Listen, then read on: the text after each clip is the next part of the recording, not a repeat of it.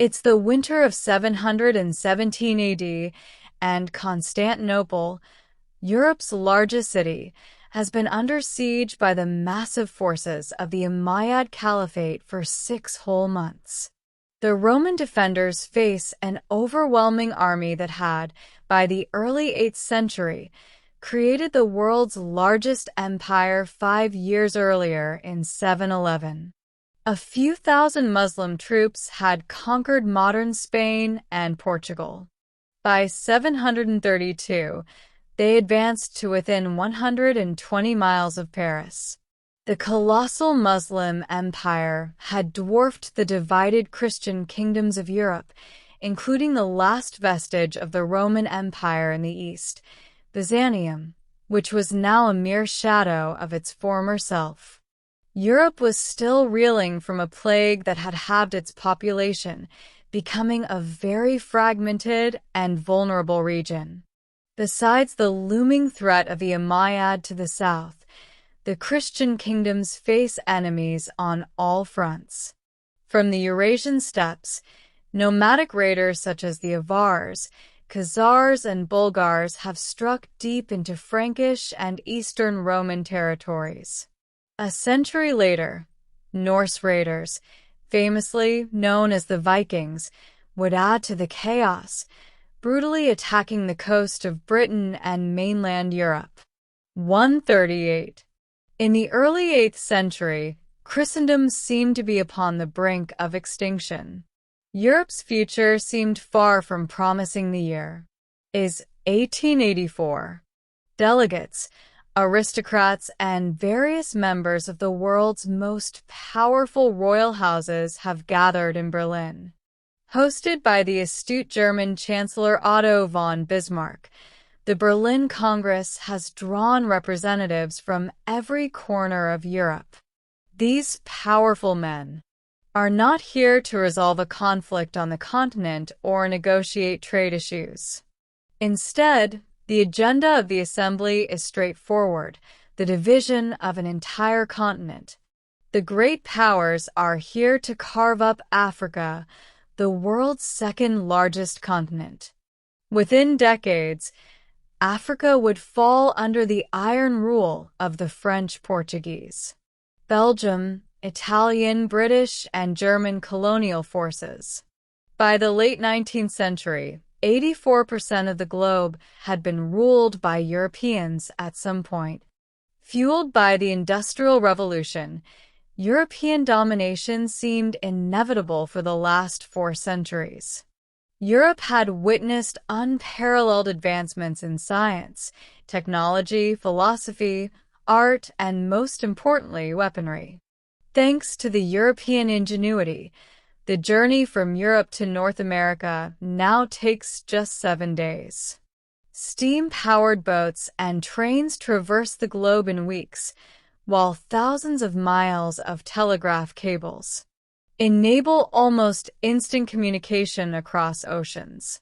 European control stretches as far as the Sahara Desert's endless sands to the luscious rainforests of the Amazon, from the bustling Hong Kong to the impassable passes of the Himalayas.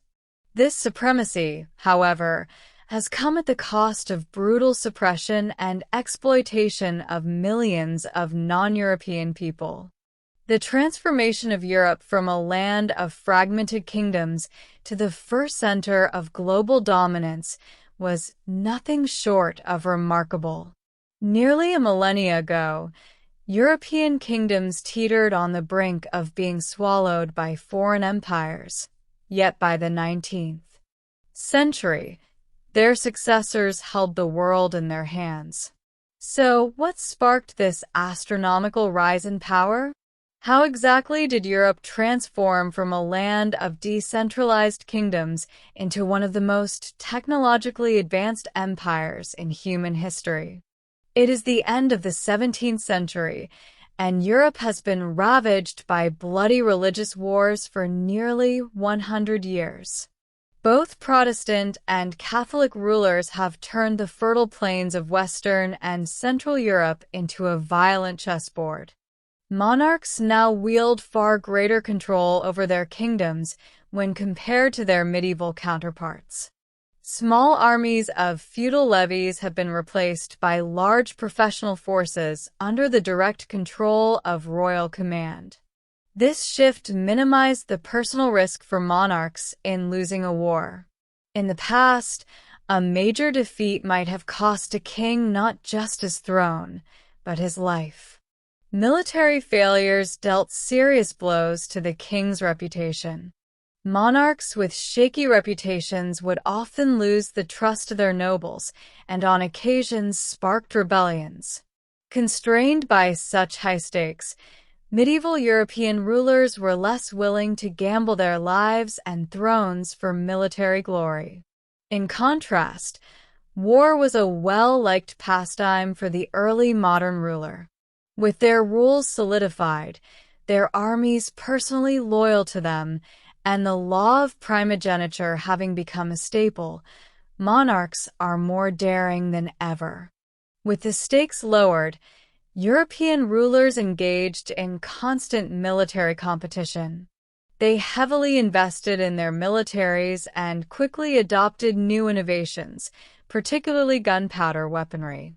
This intense arms race made European armies and weapons far superior to those of their Asian as well as African counterparts. Yet Europe was not the only region with intense military competition. China had been using gunpowder weapons long before Europe, yet under the Ming and Qing dynasties. It predominantly fought nomadic horse riders, making the use of guns impractical and eventually leading to a decline in that technology. Meanwhile, Japan's gunpowder weaponry had been on par with Europe's at least until the 1600s. But as the Tokugawa shogunate unified the Japanese islands, warfare became rarer, reducing the need for constant military advancement. On the other side of the globe, the Americas were colonized by Europeans as early as the 1500s, a conquest that was facilitated by the rapid spread of European diseases among the native peoples of America.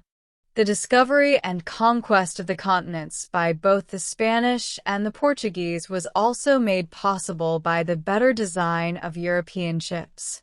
Western vessels had navigated the harsh, cold waters of the old continent for centuries, causing the need for constant naval improvement and eventually leading to superior ship design. The unique combination of constant competition, rulers free of constraints, and large investments into the military had fueled Europe's military advancement farther along than any other continent had ever previously possessed, an advancement which enabled the West to conquer the world and become history's most influential civilization.